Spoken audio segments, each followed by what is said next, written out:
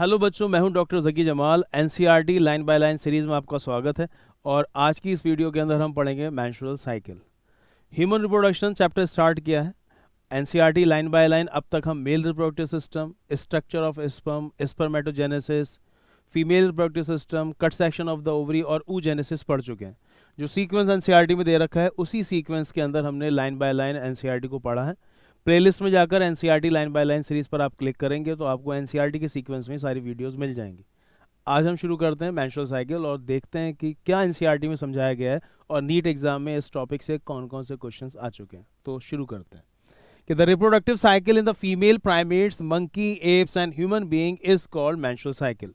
तो वो reproductive cycle जो कि फीमेल प्राइमेट्स में, मंकी, एप्स और ह्यूमन बींग्स में होती है वो मेंस्ट्रुअल साइकिल कहलाती है। इस लाइन से नीट एग्जाम में बहुत बार सवाल आ चुका है कि मेंस्ट्रुअल साइकिल अकर्स इन, और आपको आंसर लगाना होता है ऑल फीमेल प्राइमेट्स। यहाँ एनसीईआरटी में ये भी वाजे किया गया है कि फीमेल प्राइमेट्स, उनका कहने का मतलब है monkey, apps and human beings. तो ये लफ्ज़ आप याद रखेंगे कि मेंस्ट्रुअल साइकिल किस किस में होती है। फीमेल प्राइमेट्स में ऑल फीमेल प्राइमेट्स, और प्राइमेट से मतलब है यहाँ पर उनका monkey, apps and human beings. ठीक है, आगे लिखा हुआ एनसीईआरटी में the first menstruation begins at puberty. पहली बार मैंसुरेशन यानी कि ब्लीडिंग प्यूबर्टी पर स्टार्ट होती है एक फीमेल के अंदर, एंड इट इज कॉल्ड मिनार्क। तो ये लाइन भी आपसे पूछ सकता है वो स्टेटमेंट में कि the first menstruation begins at puberty and is called menarche, और ये कहलाता है menarche. In human female menstruation यानी कि bleeding is repeated at an average interval of about 28 to 29 days.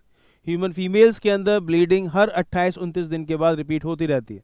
शुरुआत में अबाउट इसलिए लगाया है कि एक पर्टिकुलर फीमेल के अंदर भी कोई फिक्स नहीं है कि ब्लीडिंग हर 28 या 29 दिन के बाद होगी।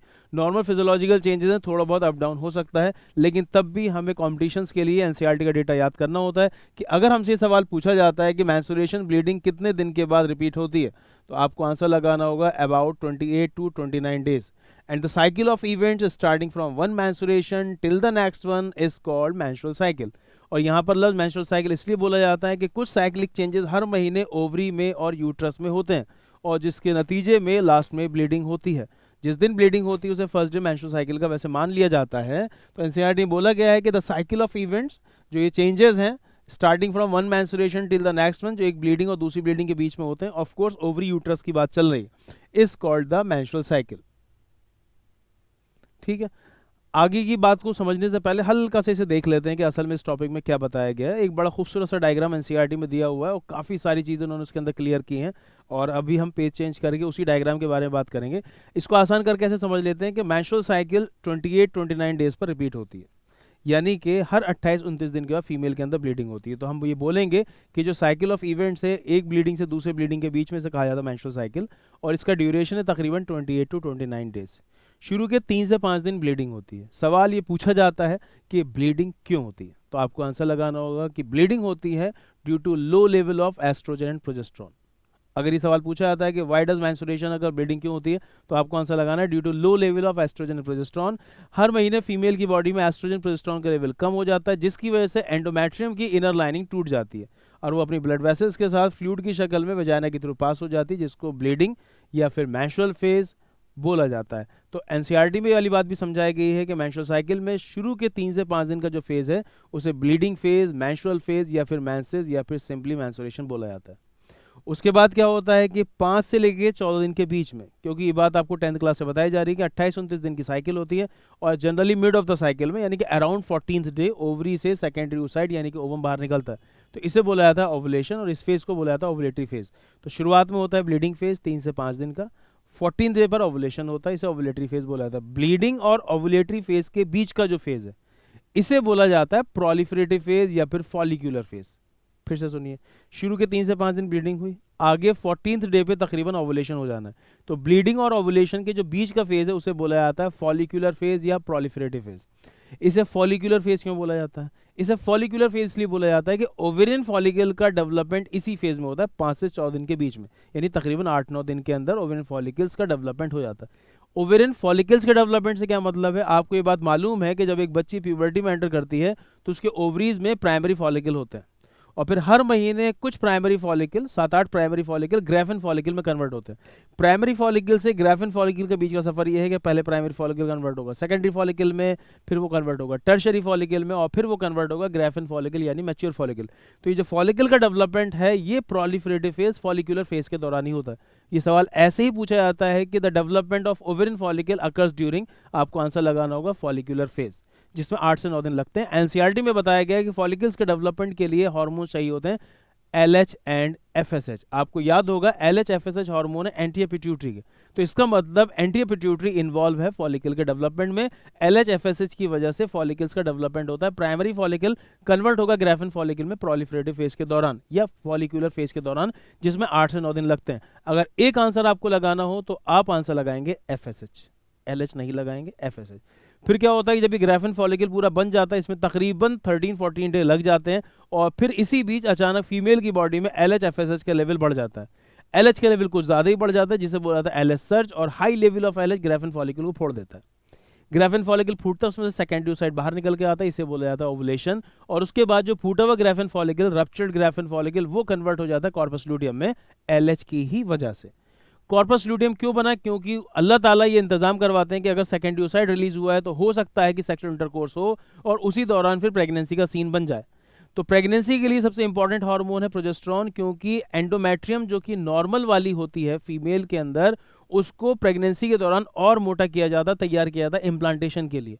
तो इम्प्लांटेशन के लिए एंडोमेट्रियम को तैयार करने का काम है प्रोजेस्टेरॉन का, इस वजह से प्रोजेस्टेरॉन को प्रेगनेंसी हार्मोन भी बोला जाता है।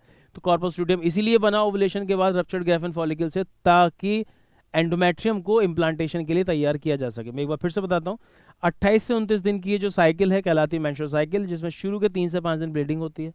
ब्लीडिंग क्यों होती है? क्योंकि एंडोमेट्रियम टूट के वजाइना के थ्रू पास हो जाती है। और एंडोमेट्रियम क्यों टूटती है? Due to low level of oestrogen progesterone. तो यहाँ पर ये बात समझने की है कि अगर मंथली ब्लीडिंग नहीं होती है तो इसका सबसे कॉमन कॉज ये होता है, सबसे सिंपल वजह ये हो सकती है कि प्रेगनेंसी हो। तो अगर लड़की मैरिड है तो the most common cause of absence of menses is, option वहां पर लगाना होता है फर्टिलाइजेशन, कि हो सकता है फर्टिलाइजेशन प्रेगनेंसी हो गई। हालांकि दूसरी कंडीशन ये भी देखा जाता है कि अगर फीमेल की लाइफ में बहुत ज़्यादा स्ट्रेस है, चिंता बेचैनी बहुत ज़्यादा है, या फिर पुअर हेल्थ है, हाईली अनीमिक है, तो ऐसे केस में भी एब्सेंस ऑफ मेंसेस देखे जाते हैं। लेकिन most common cause of absence of menses is pregnancy यानी कि फर्टिलाइजेशन। तो इसका मतलब ये है कि मंथली ब्लीडिंग जब तक होती रहेगी जब तक कि प्रेगनेंसी नहीं होती है। प्रेगनेंसी के दौरान फिर पूरे 9 महीने तक ब्लीडिंग नहीं होती है। तो शुरू के 3 से 5 दिन तक ब्लीडिंग होती है, उसके बाद शुरू होता है प्रोलिफरेटिव फेज। प्रोलिफरेटिव फेज को फॉलिकुलर फेज भी बोला जाता है, क्योंकि इस बीच फॉलिकल का डेवलपमेंट होता है। प्राइमरी फॉलिकल ग्रेफिन फॉलिकल में कन्वर्ट होता है, और इस फेज को प्रोलिफरेटिव फेज भी बोला जाता है। प्रोलिफरेटिव फेज इसलिए बोला जाता है क्योंकि इस फेज के दौरान प्रोलिफरेशन ऑफ एंडोमेट्रियम भी होता है, यानी जो ब्लीडिंग के दौरान एंडोमेट्रियम टूटी थी वो एंडोमेट्रियम दोबारा से बनवाई जाती है। रीजनरेशन ऑफ एंडोमेट्रियम में जरूरत पड़ती है हार्मोन एस्ट्रोजन की, इसलिए इस प्रोलिफरेटिव फेज को एस्ट्रोजन फेज भी कहा जाता है। 8 से 9 दिन में इधर एंडोमेट्रियम भी तैयार होती है, और इस 8 से 9 दिन के अंदर प्राइमरी फॉलिकल ग्रेफिन फॉलिकल में भी कन्वर्ट हो जाते हैं। और फिर समय आता है अराउंड 14th डे का, जिसमें कि फीमेल की बॉडी में LH FSH का लेवल अचानक बढ़ जाता है, LH का कुछ ज़्यादा ही। High level of LH Graafian follicle को फोड़ देता है, सेकेंडरी oocyte बाहर निकल आता है, इसे बोला था ओवुलेशन। तो ये वह मेंस्ट्रुअल साइकिल का तीसरा फेज, इसे बोला था ओवुलेटरी फेज। ओवुलेशन होने के बाद जो रप्चर्ड ग्रेफिन फॉलिकल वो कन्वर्ट हो जाएगा कॉर्पस लूटियम में, और कॉर्पस लूटियम बना है क्योंकि इस चौथे फेज के अंदर, इसलिए इसे लूटियल फेज ही बोला जाता है। ये क्या करेगा? कॉर्पस लूटियम में निकालेगा अपने अंदर से large amount of progesterone and small amount of oestrogen. ये प्रोजेस्टेरॉन एंडोमेट्रियम को इम्प्लांटेशन के लिए तैयार करेगा। इस बीच प्रोजेस्टेरॉन यूट्राइन ग्लैंड को भी स्टिमुलेट करता है for the release of watery mucus, क्योंकि इम्प्लांटेशन के दौरान यूट्रस के अंदर का माहौल एकदम मॉइस्ट, गीला गीला कर दिया जाता है, ताकि इम्प्लांटेशन बहुत आसानी के साथ हो जाए। क्योंकि यूट्राइन ग्लैंड की सिक्रीटरी एक्टिविटी इस फेज के दौरान बड़ी होती है, इस वजह से इसको सिक्रीटरी फेज भी बोला जाता है। तो जो लास्ट फेज है ओवुलेशन के बाद उसे लूटियल फेज, क्योंकि इसमें कॉर्पस लूटियम बना था। सिक्रीटरी फेज क्योंकि यूट्राइन ग्लैंड की एक्टिविटी यहाँ पे बढ़ी हुई है, सिक्रीटरी एक्टिविटी, और क्योंकि इस फेज में मेन हार्मोन प्रोजेस्टेरॉन है, इसलिए इसको प्रोजेस्टेरॉन फेज भी कहते हैं। एक बार एनसीईआरटी का डायग्राम देख के चीजों को फाइनल कर लेते हैं।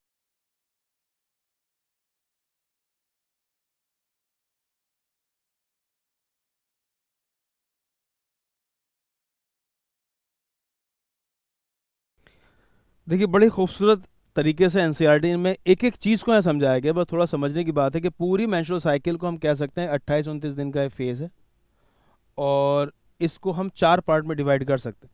पहला पार्ट कहलाता है मेंस्ट्रुअल फेज, ब्लीडिंग फेज या मेंसेस, जो कि 3 से 5 दिन का होता है। दूसरा फेज है फॉलिक्यूलर फेज या फिर से बोला जाता है प्रोलिफरेटिव फेज। ब्लीडिंग और ओवुलेशन के बीच का जो फेज है, यहाँ पर ये ओवुलेशन हुआ है, ब्लीडिंग और ओवुलेशन के जो बीच का फेज है वो कहलाता है फॉलिक्यूलर फेज। और उसके बाद लास्ट वाला फेज है लूटियल फेज या फिर सिक्रेटरी फेज। तो 4 फेज हो गए, ठीक है। इन्होंने दिखाया शुरू में ब्लीडिंग फेज के दौरान देखिए मेंसेस ब्लीडिंग हो रही है, और इसी बीच क्या होता है, फिर जब ब्लीडिंग के दौरान एंडोमेट्रियम की अपर लाइनिंग निकल जाती है तो उसके बाद से दोबारा से बनाया जाता है। इसको प्रोलिफरेशन या रीजनरेशन ऑफ एंडोमेट्रियम भी कहते हैं। उसके बाद क्या होता है, इसी बीच ओवुलेशन हो जाता है। ओवुलेशन होने के बाद ये कॉर्पस लूटियम बन जाता है। कॉर्पस लूटियम अपने अंदर से निकालता है लार्ज अमाउंट ऑफ प्रोजेस्टेरॉन, जो एंडोमेट्रियल लाइनिंग को और ज़्यादा थिक कर देता है ताकि इम्प्लांटेशन आसानी से हो जाए। इसलिए बहुत मशहूर सवाल है, प्रोजेस्टेरॉन का मेन काम ये होता है, it maintains the endometrium for implantation. आप देख सकते हैं कि इधर ब्लीडिंग फेज के दौरान इन्होंने यहाँ दिखाया है कि यहाँ पर ब्लीडिंग हो रही है, यहाँ पर ब्लड दिखाया गया। और उसके बाद फॉलिकुलर फेज जब स्टार्ट हुआ है तो ये प्राइमरी फॉलिकल धीरे धीरे कन्वर्ट होना शुरू हुआ है मैच्योर फॉलिकल या फिर ग्राफिन फॉलिकल के अंदर। तो फॉलिकल्स का डेवलपमेंट हो रहा है फॉलिकुलर फेज के दौरान, मैच्योर फॉलिकल बन चुका है।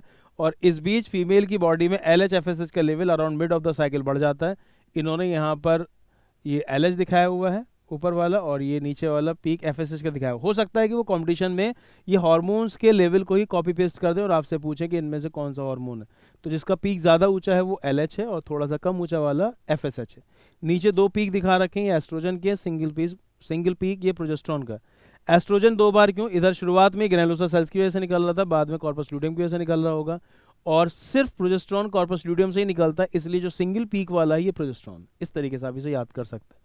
ओवुलेशन के बाद रप्चर्ड ग्राफिन फॉलिकल कन्वर्ट हुआ है कॉर्पस लूटियम में, और कॉर्पस लूटियम अपने अंदर से निकाला लार्ज अमाउंट ऑफ प्रोजेस्टेरॉन। और अगर प्रेगनेंसी का सीन नहीं बनता, जैसे कि इन्होंने यहाँ फिर से ब्लीडिंग दिखाई हुई है, तो फिर क्या होता है कि जब इम्प्लांटेशन अगर नहीं होगा तो ये कॉर्पस लूटियम डिजनरेट कर जाता है, रिग्रेसिंग कॉर्पस लूटियम। पिछली वीडियो के अंदर हमने सुना था कि जब ये कॉर्पस लूटियम डिजनरेट कर जाता है तो ये कन्वर्ट हो जाता है कॉर्पस अल्बाइकन के अंदर, ठीक है। तो एक बार फिर से देख लेते हैं कि शुरुआत में ब्लीडिंग फेज है 3 से 5 दिन का, उसके बाद ओवुलेशन हुआ इधर बीच में मिड ऑफ द साइकिल में। ओवुलेशन और ब्लीडिंग फेज के बीच का जो समय कहलाता है प्रोलिफरेटिव फेज या फॉलिकुलर फेज।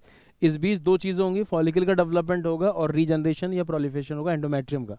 ओवुलेटरी फेज के बाद, ओवुलेशन के बाद जो रप्चर्ड ग्राफिन फॉलिकल होगा कन्वर्ट हो जाएगा कॉर्पस लूटियम में। कॉर्पस लूटियम निकालेगा लार्ज अमाउंट ऑफ प्रोजेस्टेरॉन, जो कि ये दिखाया गया एक पीक रेड वाला, जो कि एंडोमेट्रियम को तैयार करेगा फॉर इम्प्लांटेशन, ठीक है। देखते हैं एनसीईआरटी में क्या बताया गया।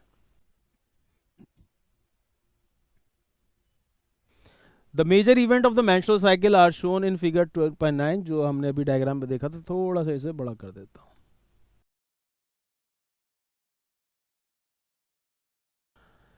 आगे लिखो, the cycle start with the menstrual phase when the menstrual flow occurs and it last for 3 to 5 days. तो यहाँ पर हमारे समझने की बात यह है कि मेंस्ट्रुअल साइकिल की स्टार्टिंग ब्लीडिंग से होती है, मेंस्ट्रुअल फेज से होती है, और जिसमें कि 3 से 5 दिन लग जाते हैं। तो अगर आपसे पूछा जाता है कि ब्लीडिंग फेज या मेंस्ट्रुअल फेज कितने दिन का होता है, तो आप एनसीईआरटी से आंसर याद करेंगे यहाँ पर 3 to 5 डेज।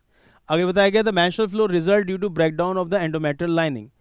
ब्लीडिंग होने की वजह, मेंस्ट्रुअल फ्लो की वजह क्या है, breakdown of the endometrial lining of the uterus. Endometrium की अपर लेयर टूट के निकल जाती है, along with it blood vessel which forms a liquid that comes out through the vagina। अब यहाँ पर एक बात समझने की, एनसीईआरटी में तो बहुत आसान सी भाषा में कहा गया है कि एंडोमेट्रियल लाइनिंग टूटकर बाहर आ जाती है वेजाइना के थ्रू एक फ्लूइड की शक्ल में, जिसको बोला जाता है मेंस्ट्रुएशन या ब्लीडिंग।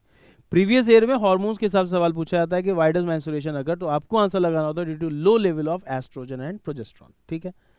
आगे बहुत खूबसूरत लाइन एनसीईआरटी में कवर की है कि menstruation only occur if the released ovum is not fertilised. ये लाइन भी स्टेटमेंट की शक्ल में कई बार कॉम्पिटिशन में पूछी जा चुकी कि ब्लीडिंग तभी होती है जबकि रिलीज्ड ओवम फर्टिलाइज नहीं होता है, यानी कि अगर फर्टिलाइजेशन नहीं होगा, प्रेगनेंसी नहीं होगी, तो फिर ब्लीडिंग होगी।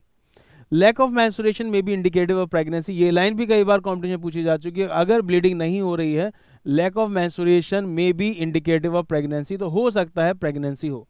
तो most common cause of absence of menses is fertilisation या प्रेगनेंसी, ऐसे भी ऑप्शन दे रखा होता है आगे। लेकिन उन्होंने ये भी कवर किया है कि it may also be cause due to some other underlying causes like stress and poor health. तो एब्सेंस ऑफ मेंसेस का मोस्ट कॉमन कॉज तो वैसे प्रेगनेंसी देखा जाता है, इसके अलावा स्ट्रेस अगर है लाइफ में बहुत ज़्यादा, या फिर हेल्थ काफ़ी ख़राब है, फीमेल की अनीमिक है वो हाईली, तो ऐसी कंडीशन में भी एब्सेंस ऑफ मेंसेस देखी जा सकती है। The menstrual phase is followed by the follicular phase. menstrual phase के बाद अगला फेज शुरू होता है follicular phase, जिसको proliferative phase भी बोला जाता है. during this phase the primary follicles in the ovary grow to become a mature graphene follicle. कितनी बेहतरीन लाइन लिखी हुई है कि follicular phase के दौरान क्या होता है कि primary follicles ovary के अंदर fully mature graphene follicle में convert होते हैं. And simultaneously the endometrium of the uterus regenerates through proliferation. बेहतरीन लाइन दूसरी एनसीईआरटी में कवर की है. और इसी के साथ साथ क्या होता है simultaneously the endometrium of the uterus regenerates through proliferation. इसलिए कंपटीशन में ये सवाल भी पूछा जाता है कि proliferation of endometrium या regeneration of endometrium कौन से फेज में होता है, तब भी आपको ऑप्शन देना, आंसर लगाना होगा proliferative phase या फिर follicular phase, और इसमें लग जाते हैं 8 से 9 दिन. These changes in the ovary and uterus are induced by changes in the levels of pituitary and ovarian hormone. एक और बहुत बेहतरीन लाइन एनसीईआरटी में जो कि आपसे स्टेटमेंट की शक्ल में पूछी जा सकती है कि these changes in the ovary and uterus, ये जो साइक्लिक चेंजेस ओवरी और यूट्रस में हो रहे हैं, induced by the changes in the level of pituitary and ovarian hormone. इसके लिए पिट्यूटरी और ओवेरियन हार्मोन दोनों रेस्पॉन्सिबल हैं. पिट्यूटरी हार्मोन से इनका कहने का मतलब LHFSH से है, और ओवेरियन हार्मोन से इनका कहने का मतलब एस्ट्रोजन प्रोजेस्टेरोन से. ठीक है, आगे देखते हैं.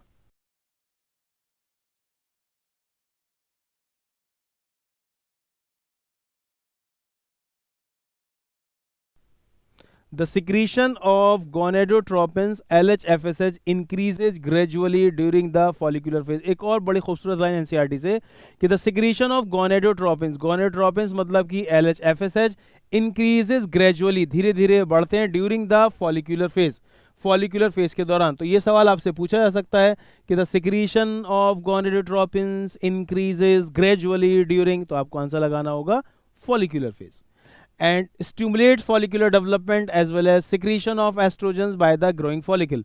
LHFSH क्या कराएंगे? Stimulate follicular development. इनकी वजह से फॉलिकल का डेवलपमेंट होना शुरू होगा, यानी कि प्राइमरी फॉलिकल से धीरे धीरे फिर ग्राफिन फॉलिकल की तरफ बात जाएगी. As well as secretion of oestrogen by the growing follicles. ये भी बड़ी खूबसूरत लाइन उन्होंने यहाँ पर कवर की है कि इसके अलावा एस्ट्रोजन का भी सिक्रीशन शुरू हो जाता है. फिर यही एस्ट्रोजन रीजनरेशन, प्रोलिफरेशन, एंडोमेट्रियम मदद करेगा. एस्ट्रोजन कहाँ से आ रहा है? ऑफ कोर्स जैसे जैसे फॉलिकल का साइज बढ़ रहा है तो ग्रैनुलोसा सेल्स बढ़ रहे हैं. ग्रैनुलोसा सेल्स अपने अंदर से जो फ्लूइड निकालते हैं जिसकी वजह से वो oocyte का एनरिचमेंट करते हैं, उसी फ्लूइड के अंदर एस्ट्रोजन मौजूद है. इसलिए आपने सुना था कि टर्शरी फॉलिकल के अंदर जो एंट्रम मौजूद है उस पर कॉम्पिटिशन में सवाल आ चुका है कि इस एंट्रम के अंदर एक हार्मोन मौजूद है, उसका क्या नाम है, तब भी आंसर लगाना होगा एस्ट्रोजन. आगे एनसीईआरटी में लिखा both LH and FSH attain a peak level in the middle of the cycle. ये बात भी कंपटीशन बहुत बार पूछी जा चुकी है. LH और FSH का पीक लेवल कब देखा जाता है? आपको आंसर लगाना है mid of the cycle option में होता है, या फिर ऑप्शन में होता है अबाउट 14th डे के आसपास. Rapid secretion of LH leading to its maximum level during the mid of the cycle called LH surge.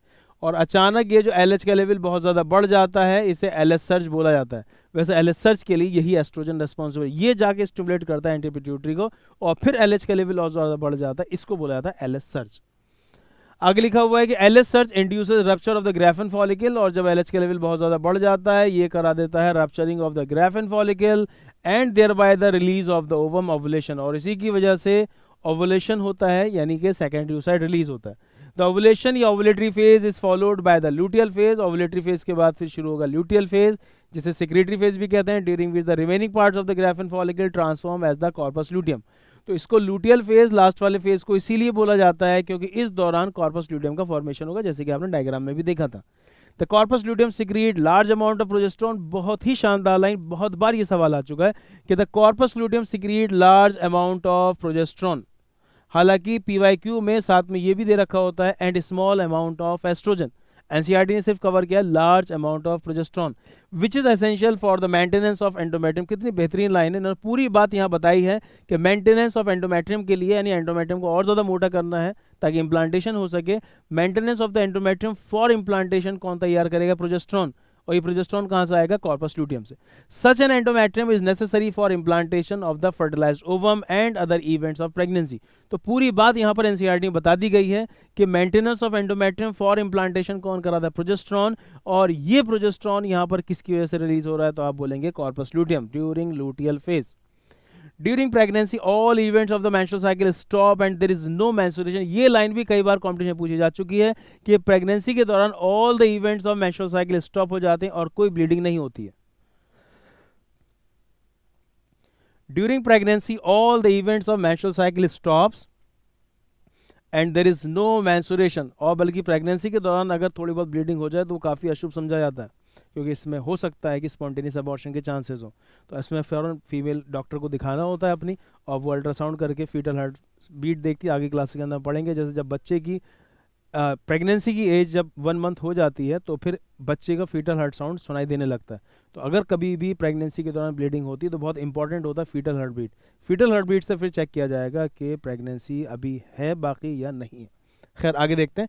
In the absence of fertilisation the corpus luteum degenerate, और अगर fertilisation नहीं होता है तो फिर क्या होता है, कॉर्पस ल्यूटियम डीजनरेट कर जाता है, फिर वो चेंज हो जाएगा कॉर्पस अल्बाइकन में। हमने cut section of the ovary में सुना भी था।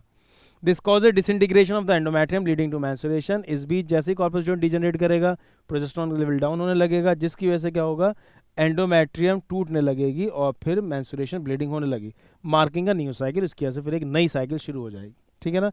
इन human being the menstrual cycle ceases, stop हो जाती है around the age of 50 years. Human beings के अंदर मेंस्ट्रुअल साइकिल स्टॉप हो जाती है around the age of 50 years, और ये कहलाता है मेनोपॉज। तो जब प्यूबर्टी पर मेंस्ट्रुएशन स्टार्ट होता है इसे बोला जाता है मेनार्क, और जब मेनोपॉज पर मेंस्ट्रुअल साइकिल मेंस्ट्रुएशन हमेशा के लिए बंद हो जाती है कहलाता है मेनोपॉज। आगे एनसीईआरटी में एक और बड़ी खूबसूरत लाइन लिखी हुई है, इस पर भी नीट एग्जाम में सवाल आ चुका है। साइक्लिक मेंस्ट्रुएशन यानी जो मंथली ब्लीडिंग बार बार होती है is an indicator of normal reproductive phase. Cyclic menstruation, monthly bleeding is an indicator of normal reproductive phase and it extends between menarche and menopause. पहली बार bleeding कब स्टार्ट होती है, menarche में, और हमेशा के लिए कब स्टॉप होती है, मेनोपॉज में। तो cyclic menstruation is an indication of normal reproductive phase and it lies between menarche and menopause. ये लाइन भी अभी फिलहाल नीट एग्जाम में पूछी गई थी। आई होप कि आपको ये वीडियो समझ में आई होगी। अगर आपको वीडियो समझ में आ रही हैं तो फिर चैनल को लाइक करें, सब्सक्राइब करें, और किसी भी वीडियो में कोई भी टॉपिक में आपको कोई डाउट है तो आप नीचे कमेंट सेक्शन में मुझे ज़रूर लिखें ताकि मैं आपके डाउट्स क्लियर कर सकूं। अगली वीडियो के अंदर हम स्टार्ट करेंगे फर्टिलाइजेशन एंड इम्प्लांटेशन। तब तक के लिए अल्लाह हाफिज़।